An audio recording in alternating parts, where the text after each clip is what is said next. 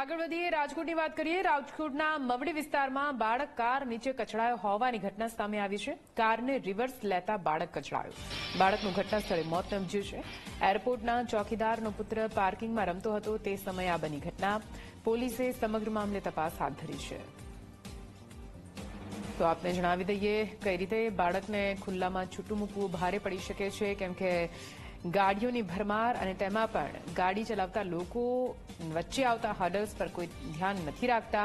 વધુ એક કિસ્સો સામે આવ્યો છે જ્યાં બાળક કાર નીચે કચડાતા મોતને ભેટ્યું છે। રાજકોટની આ ઘટના છે।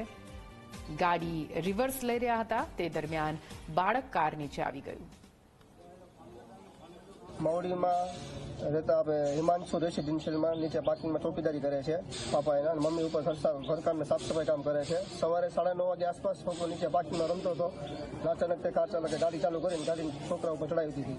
એ છોકરાને લાગ્યા પછી દવાખાને એમને લઈ આવ્યા હતા, પણ પ્રાઇવેટમાં એમને ના પાડી, પછી સિવિલે લઈ આવ્યા। સિવિલે છોકરાને મરણ થયું છે અને હાલમાં છે એ મૂકીને વયા ગયા છે। છોકરો તો જતો રહ્યો છે, પણ છોકરાના મા બાપને છોકરાને ન્યાય મળે એવી અમારી અપીલ છે।